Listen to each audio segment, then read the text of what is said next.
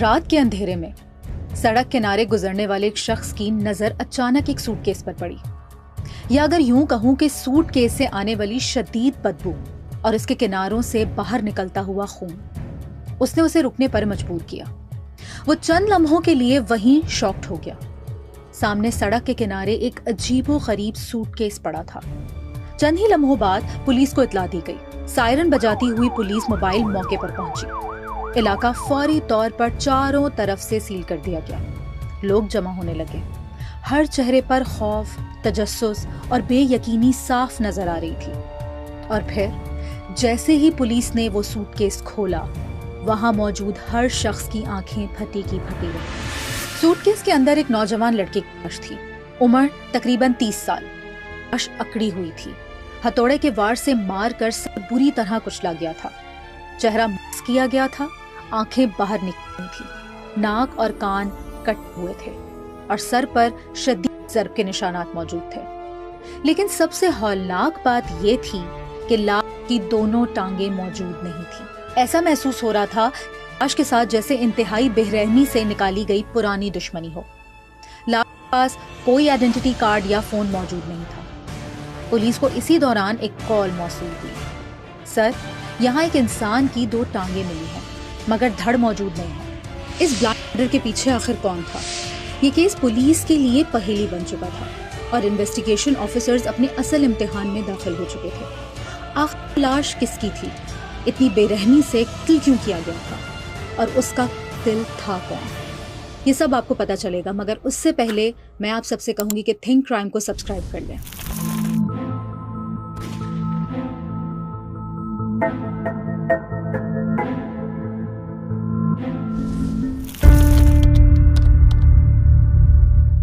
Police کو یہ لاش شاہ لطیف ٹاؤن عبداللہ گوٹ سڑک کنارے سے ملی۔ لاش کو فوری طور پر عباسی شہید ہسپتال منتقل کر دیا گیا، جبکہ موقع واردات سے سوٹ کے سمیت جو بھی شواہد ملے فورنزک ٹیم نے اسے محفوظ کر لیا۔ ویسے بھی لاش کے پاس کوئی ایویڈنس برآمد نہیں ہوا۔ چہرہ انتہائی بھیانک طریقے سے چاقو سے کاٹا گیا تھا، ٹانگیں موجود نہیں تھیں۔ لاش کے پاس ایسی کوئی چیز نہیں ملی جو شناخت ظاہر کر سکے، صرف دونوں ہاتھ صحیح سلامت تھے جو شناخت میں مدد دے سکتے تھے، مگر اس عمل میں بھی پولیس کو 3 سے 4 دن چاہیے تھے۔ لاش کی شناخت کے لیے پولیس ایکٹیو ہو گئی۔ آس پاس کے تمام تھانوں کو اطلاع دی گئی کہ فلاں علاقے سے ایک بری طرح کٹی پٹی لاش ملی ہے جو کچرے میں پھینک دی گئی تھی۔ اب ذرا رکیں، یہاں اگر پولیس کو کوئی لاش بری طرح مست شدہ حالت میں ملے، شناخت ممکن نہ ہو، تو موقع واردات سے تمام شواہد محفوظ کرنے کے بعد نہ صرف قریبی تھانوں بلکہ سینئر پولیس افسران اور کرائم برانچ کو بھی فوری طور پر اطلاع دی جاتی ہے۔ پوسٹ مارٹم، ڈی این اے، تصاویر، فنگر پرنٹس اور لاپتہ افراد کے ریکارڈ سے کراس چیکنگ کی جاتی ہے اور باقاعدہ تحقیقات کا آغاز کیا جاتا ہے۔ اس کیس میں پولیس نے قبضے میں لے کر اسے بلائنڈ مرڈر قرار دے دیا اور مقدمہ درج کر کے تفتیش شروع کر دی، مگر سب یہی سمجھ رہے تھے کہ یہ قاتل شاید کبھی پکڑے نہیں جائیں گے کیونکہ انہوں نے پیچھے کوئی سوئی برابر نشان یا سراغ نہیں چھوڑا تھا۔ اب سوال یہ تھا کہ آخر یہ لاش کس کی تھی اور اسے اتنی بے دردی سے کیوں مارا گیا؟ لاش کے کپڑوں سے اندازہ ہو رہا تھا کہ مقتول کا تعلق کسی اچھے گھرانے سے تھا۔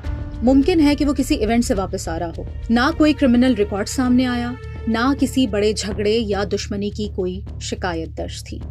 تو پھر قتل کے بعد لاش کو سوٹ کیس میں بند کر کے پھینکنے کی کیا ضرورت تھی؟ اتنی خطرناک دشمنی آخر کس کی تھی اور کیوں؟ یہ کہانی کا صرف آغاز تھا۔ اصل سچ اب بھی پردے کے پیچھے چھپا ہوا تھا، اور وہ سچ تھا ایک ادھوری محبت کا جو موت پر جا کر مکمل ہوئی۔ یہ محبت تھی آصف اور علیزہ کی۔ آصف اور علیزہ کی محبت کسی فلمی سین کی طرح اچانک نہیں ہوئی تھی، یہ آہستہ آہستہ پروان چڑھی۔ یونیورسٹی کے دن تھے جب آصف اور علیزہ کی دوستی ہوئی۔ کلاس روم، کینٹین، لائبریری اور کالج لان، نوٹس شیئر ہونا، امتحانوں میں گروپ سٹڈی، سب کچھ نارمل چل رہا تھا۔ پھر رفتہ رفتہ یہ دوستی محبت میں تبدیل ہو گئی۔ اب باتیں صرف لیکچرز یا اسائنمنٹ تک محدود نہیں رہیں، بلکہ زندگی، شادی اور مستقبل کے وعدوں تک جا پہنچی۔ آصف اس تعلق کو نام دینا چاہتا تھا، وہ علیزہ کو اپنی زندگی کا حصہ سمجھ چکا تھا، اور علیزہ بھی بظاہر اس یقین کے ساتھ اس رشتے میں تھی، یونیورسٹی کے کوریڈور میں ساتھ چلنا، شام کے وقت لمبی کالز اور یہ کہنا کہ ہم ایک دن ساتھ ہوں گے، یہ سب ان کی محبت کی پہچان بن چکا تھا۔ آصف اپنے والدین کے ساتھ ایک دن علیزہ کے گھر پہنچ گیا۔ آج وہ بہت خوش تھا کیونکہ یونیورسٹی مکمل ہو چکی تھی۔ علیزہ نے وعدہ کیا تھا کہ پڑھائی مکمل ہونے کے بعد آصف اپنے والدین کے ساتھ رشتہ لے کر علیزہ کے گھر آئے گا۔ مہنگی ڈریسنگ، مہنگے شوز، مہنگی گھڑی، آصف کی بہنیں اسے تیار کر رہی تھیں۔ گھر میں خوشی کا ماحول تھا۔ آج برسوں پرانا ریلیشن شپ نکاح میں بدلنے والا تھا۔ آصف اپنی فیملی کے ساتھ علیزہ کے گھر پہنچا۔ ڈور بیل بجی، علیزہ دروازے پر آئی اور سامنے آصف کو اپنی فیملی کے ساتھ کھڑا دیکھا۔ آصف اور اس کی فیملی کو دیکھ کر علیزہ چونک گئی۔ علیزہ کی ماں نے پوچھا، کون ہے؟ علیزہ نے جواب دیا، آصف، میرا یونیورسٹی فرینڈ ہے۔ ماں نے کہا تو انہیں اندر بلاؤ۔ چائے ناشتے کے بعد آصف اصل بات کرنے میں ہچکچا رہا تھا، یا یوں کہیں کہ وہ شرما رہا تھا۔ آخر آصف کی والدہ بولی، باجی، میرا بیٹا آپ کی بیٹی علیزہ کو پسند کرتا ہے، ان کی بہت پرانی دوستی ہے، بسم اللہ کریں اور رشتے کی حامی بھریں تاکہ دونوں ہنسی خوشی زندگی گزار سکیں۔ یہ سنتے ہی علیزہ کی ماں کے چہرے کے ایکسپریشنز بالکل بدل گئے، جیسے آصف کی والدہ نے ساری جائیداد ہی مانگ لی۔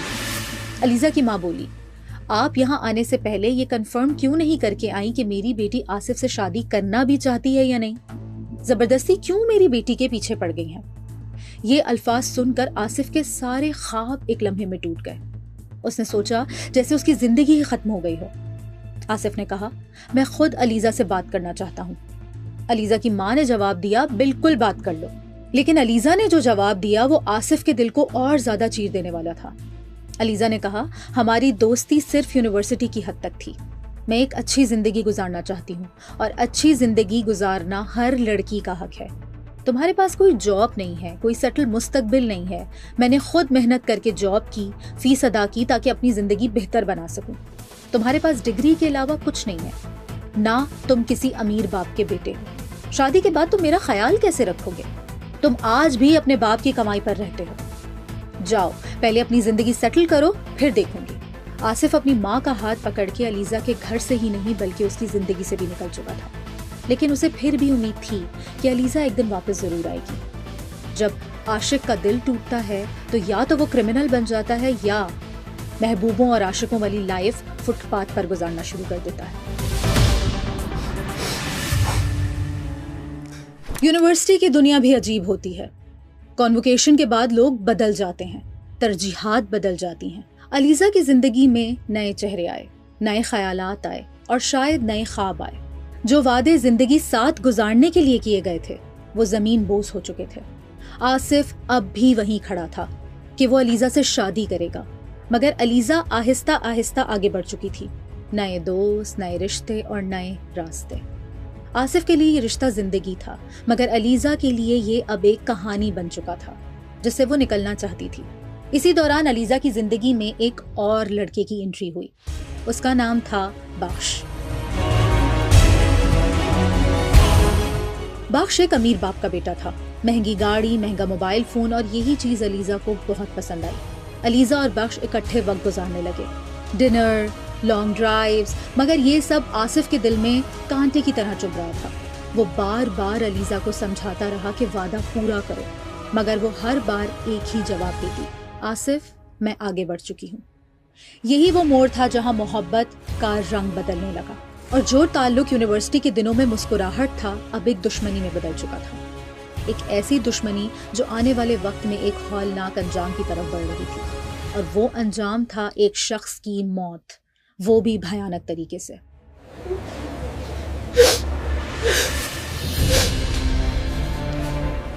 وقت یوں ہی گزرتا چلا گیا اور دشمنی بھی بڑھتی چلی گئی۔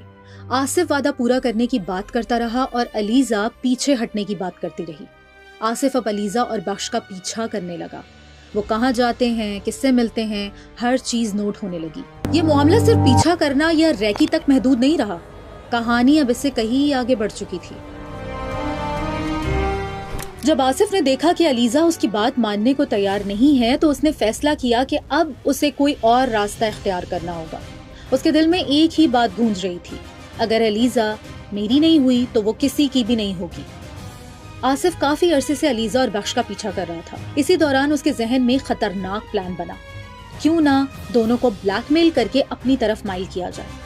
اور آصف نے بالکل یہی کیا۔ آصف نے خفیہ کیمروں کی مدد سے علیزہ اور بخش کے درمیان تعلق اور ان کی تمام ایکٹیویٹی ریکارڈ کرنا شروع کر دی۔ چند ہی مہینوں میں اس کے پاس اتنا ڈیٹا جمع ہو چکا تھا جو علیزہ اور بخش کو بدنام کرنے کے لیے کافی تھا۔ پھر ایک رات آصف نے ایک ویڈیو ڈائریکٹ بخش کو بھیجی۔ اس کے بعد آصف روزانہ علیزہ اور بخش کو بلیک میل کرنے لگا۔ بات اب سیریس ہو چکی تھی، مگر علیزہ اب بھی اپنی بات پر قائم رہی۔ آصف نے ہر ممکن کوشش کر لی اور اب وہ اگلا قدم اٹھانے والا تھا۔ آصف نے بخش کو فون کیا، تم مجھے الکرم ہوٹل کے روم نمبر 205 میں ملو، ہم ایک ڈیل کریں گے اور بات ختم ہو جائے گی۔ بخش اور علیزہ روم 205 میں پہنچے، مگر کہانی اتنی سمپل نہیں تھی کہ آصف ڈیل کر کے پیچھے ہٹ جاتا۔ وہ اس دن کہانی کو ہمیشہ کے لیے ختم کرنا چاہتا تھا۔ وہ موقع کا انتظار کر رہا تھا۔ 12:45 جیسے ہی بخش روم نمبر 205 میں داخل ہوا، دروازہ باہر سے لاک ہو گیا۔ اچانک لائٹ بھی بند ہو گئی، یا شاید کر دی گئی تھی۔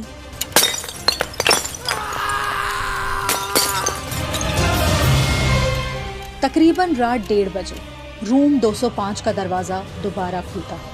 2 لوگ باہر نکلتے ہیں، دونوں کے منہ پر نقاب، چہرہ، ہاتھ، جسم سب کچھ ڈھکا ہوا۔ وہ دونوں ایک سوٹ کیس کو گھسیٹ رہے تھے۔ سوٹ کیس سے خون بہہ کر فرش پر گر رہا تھا۔ دونوں نقاب پوش سوٹ کیس کو گھسیٹتے ہوئے ہوٹل سے باہر لے کر آتے ہیں، کار کی ڈگی میں ڈالتے ہیں اور وہاں سے جنگل کی طرف روانہ ہو جاتے ہیں۔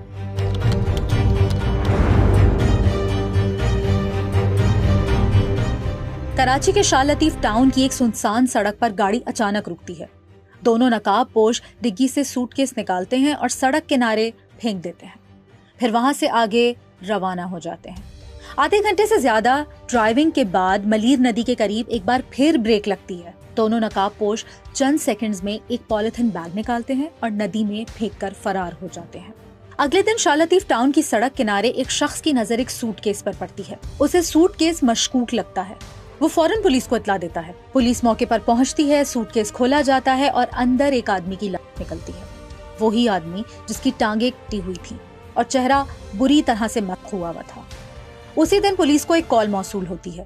یہ کال ایدھی کے ایک رضاکار کی تھی۔ سر، ملیر ندی سے ایک پولیتھین بیگ میں انسان کی 2 ٹانگیں ملی ہیں، مگر دھڑ موجود نہیں ہے۔ پولیس فوراً موقع پر پہنچتی ہے، لاش کے باقی حصے کو بھی برآمد کرتی ہے۔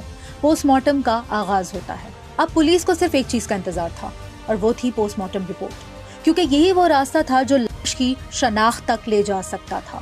اور جب رپورٹ آئی تو اس نے تمام راز فاش کر دیے۔ پوسٹ مارٹم رپورٹ کے مطابق لاش کی شناخت ہو گئی، اور یہ لاش تھی 30 سالہ آصف علی لاشاری کی۔ جی ہاں، وہی آصف جس کا افیئر علیزہ کے ساتھ تھا، مگر یہ افیئر شادی میں بدلنے کے بجائے آصف کی موت پر ختم ہو گیا۔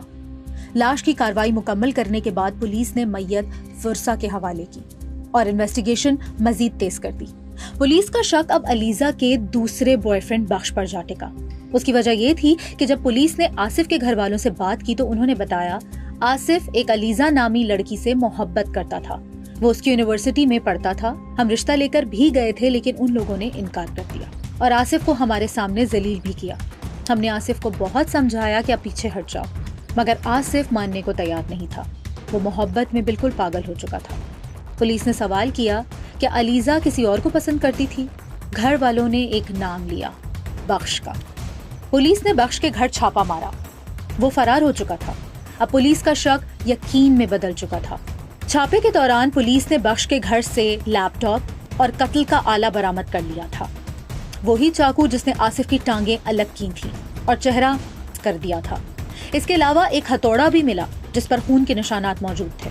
بخش نے چاقو اور ہتھوڑا دھونے کی بہت کوشش کی، مگر جلد بازی میں اور خوف میں خون کے کچھ نشانات مٹا نہیں پایا، اور یہی وہ غلطی تھی جو بخش کو پھانسی تک لے جانے والی تھی۔ دوسری جانب پولیس نے علیزہ سے بھی پوچھ گچھ شروع کی۔ واردات کے وقت وہ کہاں تھی، کیا کر رہی تھی؟ علیزہ کوئی تسلی بخش جواب نہیں دے سکی۔ اس کے بدلتے بیانات اسے مزید پھنسا رہے تھے، مگر وہ مسلسل یہی کہتی رہی، مجھے کچھ نہیں معلوم، بریک اپ کے بعد ہم نہیں ملے۔ یہ کیس اب پولیس کے لیے ایک پہیلی بن چکا تھا۔ اور پھر ڈیجیٹل فورنزک یونٹ کا ایک افسر شاہ لطیف ٹاؤن عبداللہ گوٹ کے تھانے میں ایک فائل کے ساتھ داخل ہوا۔ وہی فائل جو سارے رازوں سے پردہ اٹھانے والی تھی۔ اس فائل میں آخر کیا تھا بتاتی ہوں۔ فائل کے دوسرے صفحے پہ سب سے پہلے لکھا تھا مرڈر ویپن نمبر 1، چاقو پر لگا خون۔ چاقو پر لگا خون آصف کی لاش سے لیے گئے خون کے سیمپل سے میچ کر گیا۔ دوسری لائن میں لکھا تھا مرڈر ویپن نمبر 2، ہتھوڑے پر لگے خون کے دھبے بھی آصف کے ڈی این اے سے میچ کر گئے۔ پولیس نے بخش اور علیزہ کو گرفتار کر لیا اور یوں یہ کیس اندھے قتل سے نکل کر اپنے انجام تک بڑھا۔ ایک ادھوری محبت جو ضد بنی اور ضد نے ایک انسان کی جان لے لی۔ انویسٹیگیشن کے دوران معلوم ہوا کہ ملزمہ علیزہ نے قتل کی منصوبہ بندی کی تھی اور بخش نے بھی واردات میں ملوث ہونے کا اعتراف کر لیا۔ دونوں ملزمان نے بتایا کہ ذاتی دشمنی نے نفرت کو جنم دیا اور اسی نفرت نے آصف کو راستے سے ہٹانے کا فیصلہ کروایا۔ پولیس نے قتل میں استعمال ہونے والا ہتھوڑا اور دیگر چاقو اور مزید ایویڈنس برآمد کر لیے۔ یہ کہانی محبت سے شروع ہوئی تھی اور انجام ایک لاش پر ہوئی۔ اسی طرح کی ایک اور کرائم سٹوری بھی ہے جس میں لڑکی نے شادی سے انکار کر دیا تو اسے بے دردی سے قتل کر دیا گیا، اور یہ کرائم سٹوری آپ یہاں دیکھ سکتے ہیں۔ ملتے ہیں نیکسٹ ویڈیو میں۔